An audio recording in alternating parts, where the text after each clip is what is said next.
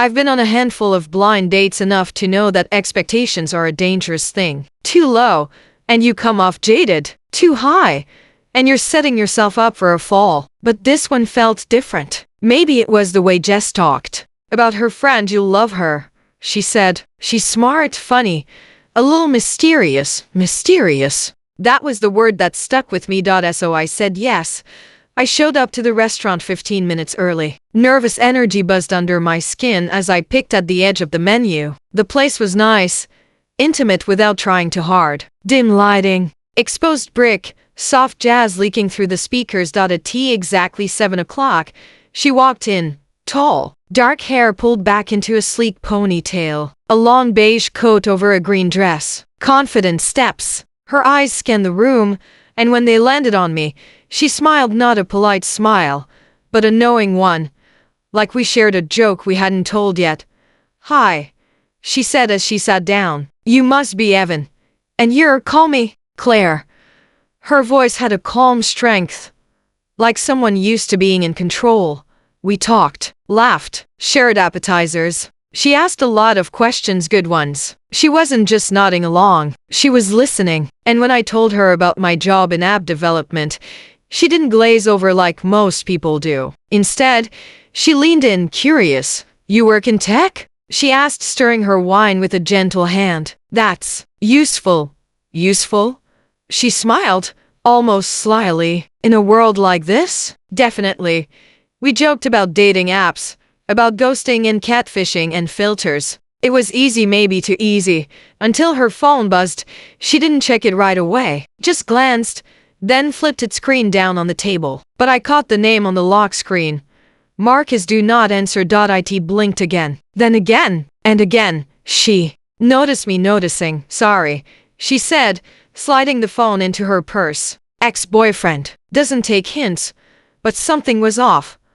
The look in her eyes had shifted. Her shoulders stiffened. She asked me a new question immediately, trying to steer the conversation. I played along, but my mind was elsewhere. A minute later, she excused herself to the restroom. I nodded, pretending not to notice how quickly she grabbed her purse. But I did notice. I also noticed the folded napkin she left behind. It had slipped from her lap, or maybe she left it on purpose. On it, in quick, almost panicked handwriting, were 4 words.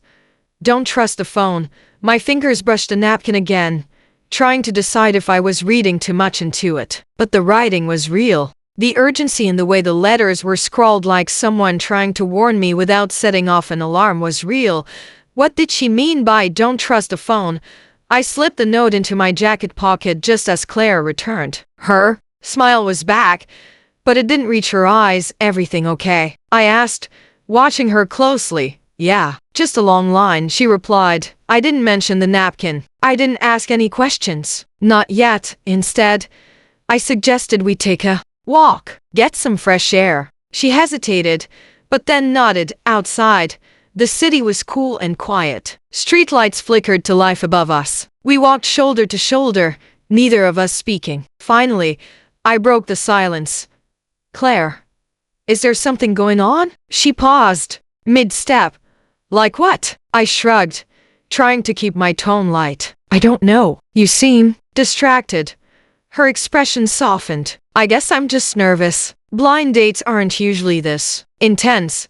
We reached a quiet corner and sat on a low brick wall. She took out her phone and set it between us. Then she looked at me. "Okay, I'll show you something, but you can't ask how I got it." I frowned. "That's not reassuring." She tapped the screen. It opened without a passcode. That's when I realized it wasn't her phone. It looked identical. Same case, same wallpaper. But the message thread she opened wasn't hers. It was from Marcus. "She's asking questions. Tell me what to do." "You promised she'd never find out." "This wasn't part of the deal." She scrolled further. Images, a profile of me, notes about my workplace, my parents, even photos of my apartment building. "What the hell is this?" I whispered. She met my eyes. "That's why I said don't trust the phone. That one's his. I stole it before dinner." I tried to breathe, tried to process. "Who is Marcus?" She hesitated. Then, "My handler." I blinked. "Your What? She stood. We don't have time. He'll notice it's gone soon. And if he finds us, a buzz cut through the air. Her real phone. She looked at the screen. Her face went pale. We need to move.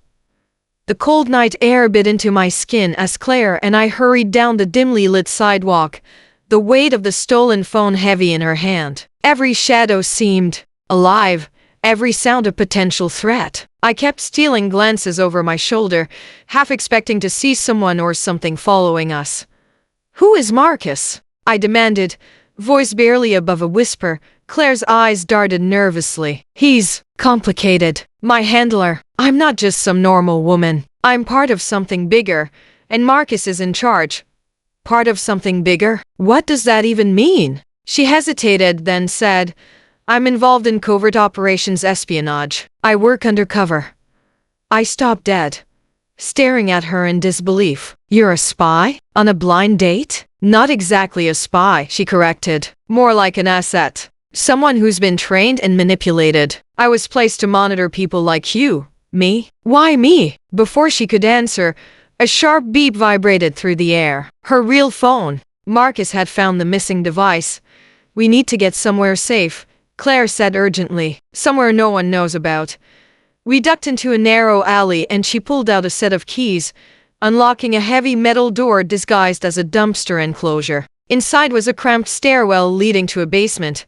Once inside, Claire locked the door behind us, the sound echoing through the small space. I leaned against the cold wall, trying to calm my racing heart. "Okay, you've got my attention. But if you're involved in espionage, why did you steal this phone? And what does Marcus want with me?" Claire sighed and began to explain, her voice low and steady. "Marcus runs a covert surveillance network. He uses people like me to get close to targets, people with access to sensitive information, power, or potential threats. You fit into one of those categories."